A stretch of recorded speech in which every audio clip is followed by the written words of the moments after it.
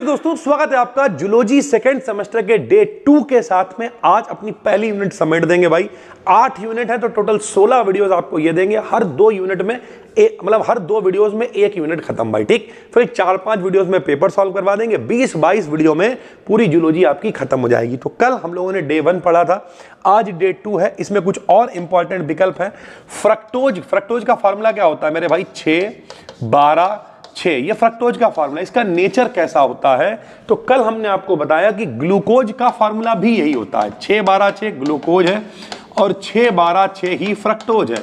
लेकिन दोनों में फर्क क्या है? तो फर्क यह है, इसमें एल्डिहाइड समूह पाया जाता है। एल्डिहाइड का मतलब CHO, इसलिए इसे हम लोग एल्डोज कहते हैं। इनमें कीटोन पाया जाता है मतलब CO, इसलिए इसे हम लोग कीटोज कहते हैं भाई, ठीक। तो एल्डोज और कीटोज। तो भैया यहां फ्रक्टोज पूछा है तो फ्रक्टोज कैसा है? कीटोज है मेरे भाई, ठीक। फिर हमने आपसे फिर अगला क्वेश्चन है, राइबोज मिलता है। तो भाई सीधी सी बात है, 2 होते हैं, एक DNA और एक RNA। तो DNA का मतलब डीऑक्सी राइबोज न्यूक्लिक एसिड, तो इसमें डीऑक्सी राइबोज शर्करा पाई जाती है और इसका मतलब राइबो न्यूक्लिक एसिड। तो इसमें राइबोज शर्करा यानी इसमें राइबोज मिलता है। तो हम लिख देंगे राइबोज कहां मिलता है? तो RNA में मिलता है भाई, ठीक। फिर माल्टोज किससे बना होता है? तो जब 2 ग्लूकोज मिलते हैं, एक ग्लूकोज और एक फ्रक्टोज मिलेगा तो फ्रक्टोज, ध्यान से सुनिए, एक ग्लूकोज और एक फ्रक्टोज मिलेगा तो चीनी बनेगी यानी सुइक्रोज बनेगा, ठीक। और अगर दोनों ग्लूकोज के अणु होंगे तो क्या बनेगा? तो माल्टोज बनेगा भाई, ठीक। शॉर्ट नोट बनाओ, कॉपी बना लो, जो क्वेश्चंस बता रहे हैं उन्हें नोट करते चलो। बढ़िया रजिस्टर बनाओ, 10-10, 20-20 रुपए वाले खरीद लो। पूरी वीडियोस की प्लेलिस्ट देखो बैठ कर, देखो कैसे बेहतरीन आप पेपर करके आओगे भाई, ठीक।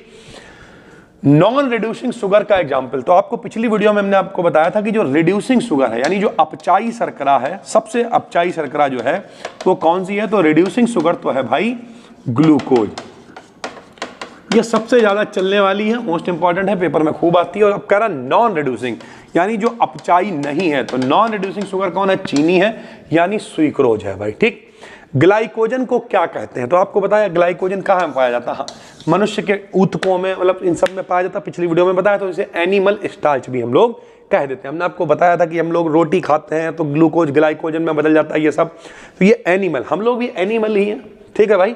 उसके बाद सेलुलोज क्या होता है? तो सेलुलोज क्या है? इनडाइजेस्टिबल इन ह्यूमंस, यानी जो मनुष्य है उनमें डाइजेस्ट नहीं होता है, उनमें पाचन नहीं होता है सेलुलोज का। स्टार्च का टेस्ट आप कैसे कर सकते हो? पिछली वीडियो में हमने आपको बताया स्टार्च एक पॉलीसैकेराइड है, बताया भाई। स्टार्च का फार्मूला बताया 6-10-5 होल ऑफ n होता है। और इसके परीक्षण के लिए हम लोग आयोडीन टेस्ट का इस्तेमाल करते हैं भाई, ठीक। मोनोसैकेराइड का एग्जांपल, एक और क्वेश्चन पूछ सकता है कि कार्बोहाइड्रेट का सबसे फेमस और जनरल परीक्षण कौन सा है? तो मॉलिश परीक्षण होता है। कौन सा होता है? मॉलिश परीक्षण होता है। कार्बोहाइड्रेट का सबसे फेमस परीक्षण है, भले इस PDF में नहीं है लेकिन आपको पता होना चाहिए।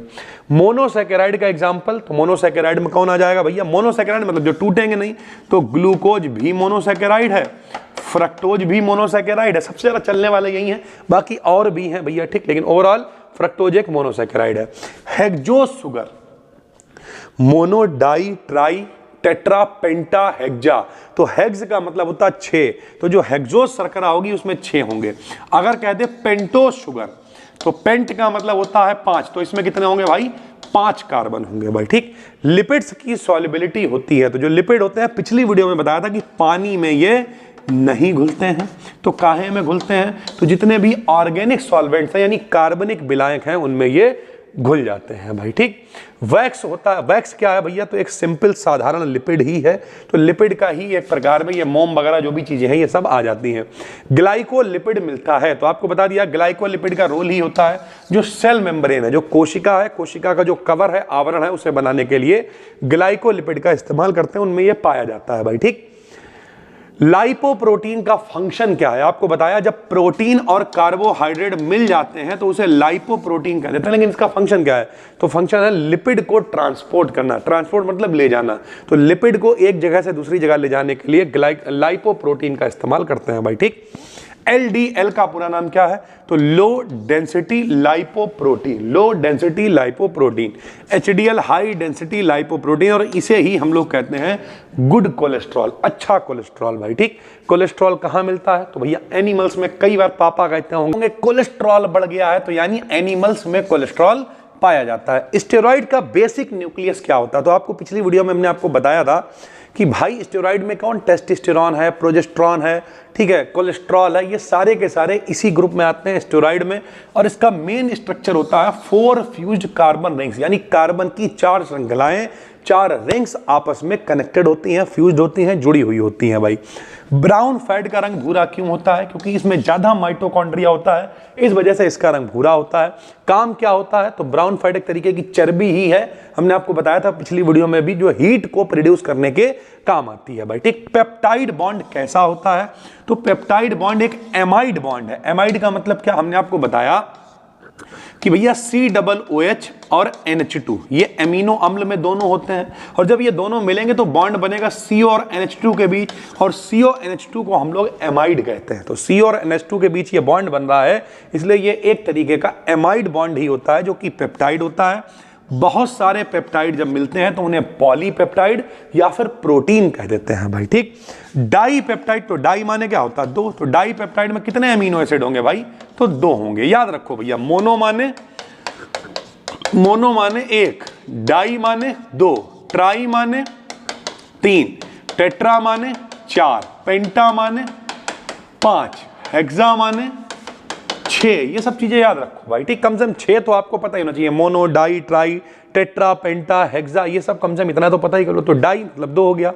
प्रोटीन की सेकेंडरी स्ट्रक्चर स्टेबलाइज होती है, तो जो द्वितीयक संरचना होती है जब घुमा देते हैं उसे, तो उस किसकी वजह से स्टेबलाइज होती है? तो हाइड्रोजन बॉन्ड के कारण भैया ये स्थायी होती है प्रोटीन की दूसरी संरचना। अल्फा हेलिक्स और बीटा हेलिक्स, पिछली वीडियो में भी ये बताया था हमने आपको। पूरी सीरीज को देखोगे बहुत मजा आएगा कि भैया जो 2 डिग्री यानी प्रोटीन की सेकेंडरी स्ट्रक्चर होता है, वही अल्फा हेलिक्स और बीटा शीट स्ट्रक्चर बनाता है, यानी 2 तरीके से इसे क्लासिफाई करते हैं। जो फाइबरस प्रोटीन होते हैं उन्हीं में केराटिन आता है, और केराटिन कहाँ पाया जाता है बता चुके हैं आपको। तो ह्यूमन जो हेयर है उनमें पाया जाता है, जो नेल्स हैं उनमें पाया जाता है, तो बालों में और नाखूनों में केराटिन पाया जाता है, जो कि एक फाइबरस प्रोटीन है। ग्लाइकोप्रोटीन में कार्बोहाइड्रेट होता है, तो बता चुके हैं ग्लाइकोप्रोटीन में कार्बोहाइड्रेट होता है, साथ में प्रोटीन होती है, लेकिन ग्लाइकोप्रोटीन में कार्बोहाइड्रेट कम होता है, प्रोटीन ज्यादा होता है। सेल मेम्ब्रेन जो मॉडल दिया गया उसका नाम क्या है? उसका नाम है फ्लूइड मोज़ेइक मॉडल। क्या नाम है? Fluid mosaic model. Essential amino acids body में बता चुके हैं भाई, जो इसेंशियल हैं लेकिन हमारी बॉडी नहीं बना रही है, बॉडी के लिए जरूरत है, उन्हें ही इसेंशियल एमिनो एसिड कहते हैं। तो इसेंशियल एमिनो एसिड हमारी बॉडी में नहीं बनते, प्रकृति से हमें चाहिए होते हैं भाई, ठीक। जो नॉन इसेंशियल होते हैं उन्हें हमारी बॉडी बना सकती है। कंपाउंड लिपिड का एग्जाम्पल, वही वाली बात है, जो मतलब जो नहीं बना सकते, जो नहीं चाहिए, जो नहीं हम कर पा रहे वही तो चाहिए, वही तो एसेंशियल है। जो कर ले रहा है उसकी कहाँ इज्जत रह जाती है यार। कंपाउंड लिपिड का एग्जांपल बताओ। कंपाउंड मतलब काफी कॉम्प्लेक्स, मिली जुली बनी हुई। तो एक फास्फोलिपिड जो है वो एक कंपाउंड लिपिड है। बायोमोलिक्यूल्स की जो स्टडी है वो क्या कहलाती है? तो इस यूनिट का नाम ही है बायोमोलिक्यूल्स या बायोकेमिस्ट्री। तो इसकी पूरी जो भैया केमिस्ट्री होती है उसे हम लोग बायोकेमिस्ट्री कहते हैं। तो पहली जो वीडियो है भाई उसमें लगभग 35 से 40 के करीब क्वेश्चन है, दूसरी में 30 के करीब है। तो ये जो अपनी पहली यूनिट है, इस यूनिट से हम लोगों ने लगभग 70 क्वेश्चन पढ़े हैं। टोटल 8 यूनिट है मेरे भाई, 8 7 56, 500 से 600 क्वेश्चन इस सीरीज में कराएंगे और उसके बाहर आपका पेपर नहीं आएगा। तो अगर आप पहली बार देख रहे हो तो इस चैनल को कर लो सब्सक्राइब। पूरी ये ऑब्जेक्टिव सीरीज है, ये जो पीडीएफ है फ्री में अपना टेलीग्राम पे चैनल है, डिस्क्रिप्शन में लिंक है, वहां पर मिल जाएगी। और अगर आपको डिस्क्रिप्टिव पढ़ना है तो मेरे भाई एक कोर्स है जिसमें 999 रुपये आपको खर्च करने पड़ेंगे और थोड़ा सा समय का इंतजार भी करना पड़ेगा, क्योंकि भाई बहुत मेहनत से बना रहे हैं। उसमें chemistry, physics, zoology, botany, math सब कुछ एक ही जगह मिल जाएगा, कहीं ढूंढने की जरूरत नहीं है। यहाँ तक ये जो वीडियोस हैं ये भी विद पीडीएफ वहीं पर मिल जाएंगी। तो हम मिलते हैं आपसे एक और वीडियो में। टेलीग्राम को जरूर ज्वाइन कर लो, फ्री में है यार, ये पीडीएफ वहाँ पर भी मिल जाएगी। फिर मिलते हैं, तब तक के लिए धन्यवाद, थैंक यू।